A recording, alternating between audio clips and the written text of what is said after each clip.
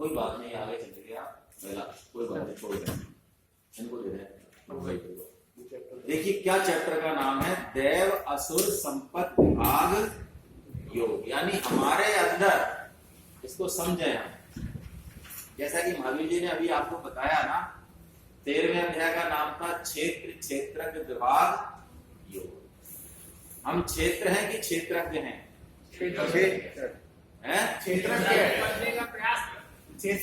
प्रयास नहीं, हम तो है ही क्षेत्रज्ञ है ना। अब आप अपना नाम पता भूल जाओ, आप किस पोस्ट पर भूल जाओ, मान लो आपको बीमारी हो जाती है जो आजकल हो रही है, क्या बोलते हैं उसको, हाँ अल्जाइमर रोग होता है, डिमेंशिया होता है, तो आप भूल गए तो क्या हुआ, आप वो तो अजीब चीज, आप जिस पोस्ट पर उस पर हो ही, क्यों आपके भूलने से वो पोस्ट खत्म हो जाती है?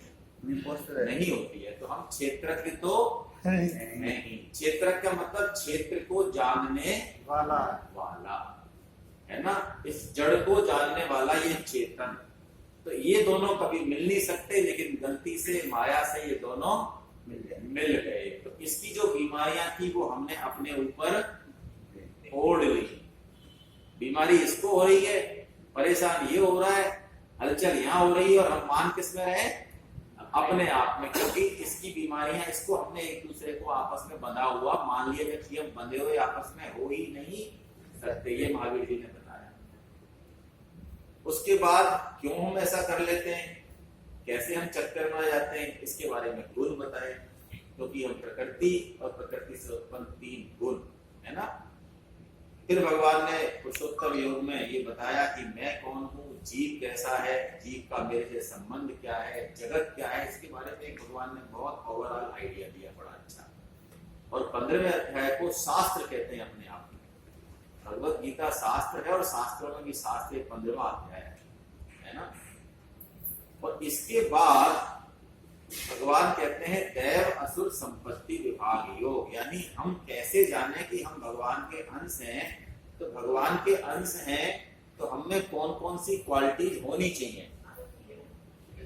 तो भगवान कहते हैं क्योंकि जीव जो है जड़ और चेतन का मिक्सचर है, शुभ और अशुभ का मिक्सचर है जीव, तभी तो जीव संज्ञा, नहीं तो ये शुद्ध बुद्ध होता तो आत्मा होता, भगवान का अंश होता। लेकिन हम भगवान के अंश तो हैं, लेकिन कुछ और गंदगी और बीमारियां हमने पकड़ रखी हैं जबरदस्ती, है ना। जैसा कि तुलसीदास जी महाराज कहते हैं ना कि सुमति कुमति सबके ओर रहेगी, और नाथ पुराण निगम अस, यानी हमारे हृदय में सुमति भी है और कुमति भी है, अच्छे विचार भी हैं, और ऐसा कोई व्यक्ति नहीं है जो कहे कि मेरे अंदर कोई बात नहीं, ऐसा हो ही नहीं सकता। यदि पृथ्वी पर है, शरीर में है, तो बुरी बात तो उसके अंदर है ही। भगवान कहेंगे आगे 18:40 में जब हम लेंगे, है ना, भगवान कहेंगे पूरी पृथ्वी पर एक भी जीव ऐसा नहीं है जो तीनों गुणों के बस में ना हो, 3 गुण जिसमें ना हो। और हम जानते भी हैं कि क्या बुरा है और क्या अच्छा, नहीं जानते क्या? हम बिना गीता पढ़े भी जानते हैं कि सच बोलना चाहिए कि झूठ बोलना चाहिए। सच बोलना चाहिए। चोरी करनी चाहिए या नहीं करनी चाहिए? नहीं करनी चाहिए। किसी दूसरे को दुख देना चाहिए या नहीं देना चाहिए? हम जानते हैं, नहीं जानते हैं? हम सब जानते हैं शुरू से। ऐसा कोई नहीं हो सकता जो कहे साहब मेरे को पता नहीं था, आज आपने बताया। ऐसा तो नहीं है ना कोई। तो गुण अवगुण, तुलसीदास जी महाराज कहते हैं इसके बाद कि सुमति कुमति सबके उर रहे, सबके हैं, और गुण अवगुण जानत सब कोई, गुण अवगुण जानत सब कोई, और जो जेहिनी के भाव सो कोई, जिसको जो अच्छा लगता है ना, वो उस तरफ चला जाता है।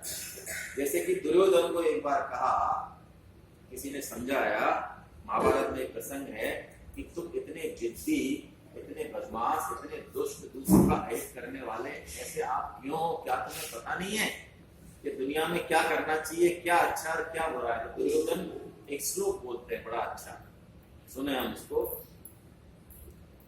कि जानामि धर्मं न च मे प्रवृत्ति, जानामि अधर्मं न चमे निवृत्ति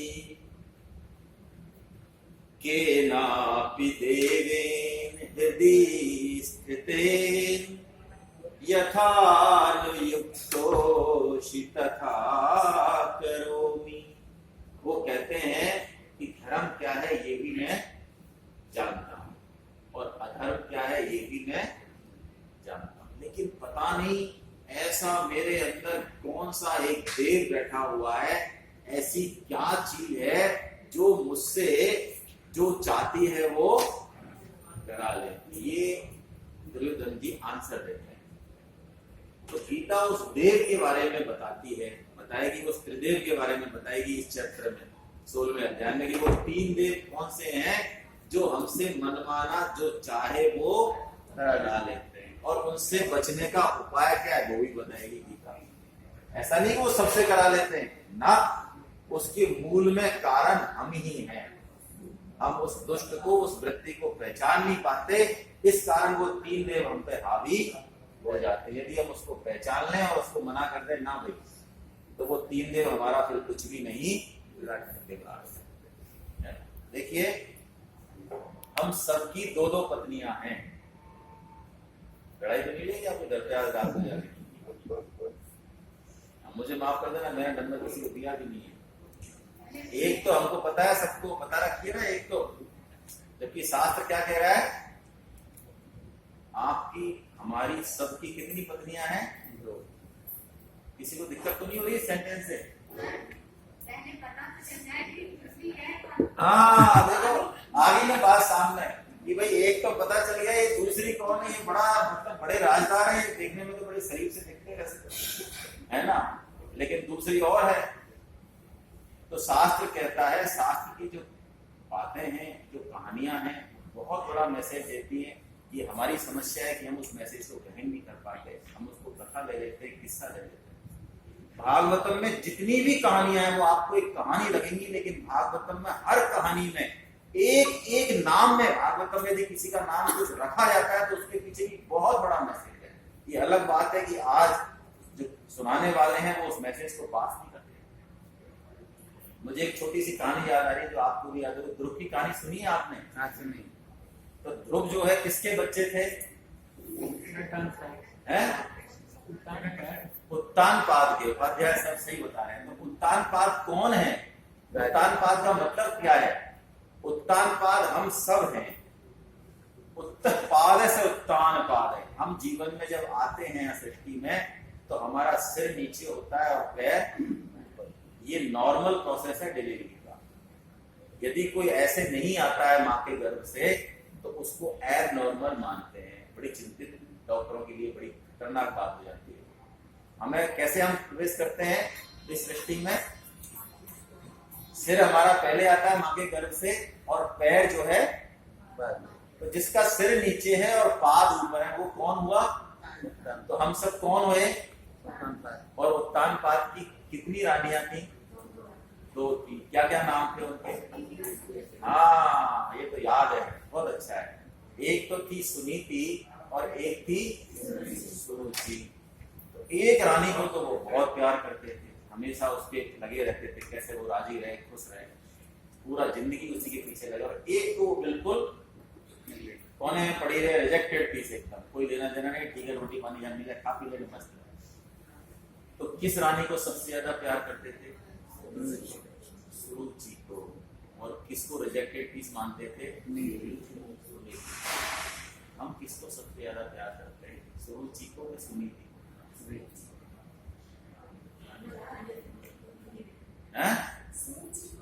सुरुचि को ही हम सब बहुत ज्यादा प्यार करते हैं। हमारे मन में क्या है, हमें क्या अच्छा लगता है, हमारी बुद्धि क्या चाहती है, हम सिर्फ और सिर्फ उसी पर चलने वाले हैं। नीति क्या कहती है, शास्त्र क्या कहता है, भगवान कहते हैं भाड़ में जाए।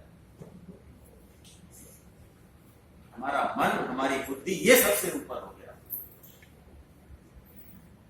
तो यदि हम सुनीति को प्रेम करें तो सुनीति के क्या जन्म लेता है? ध्रुव।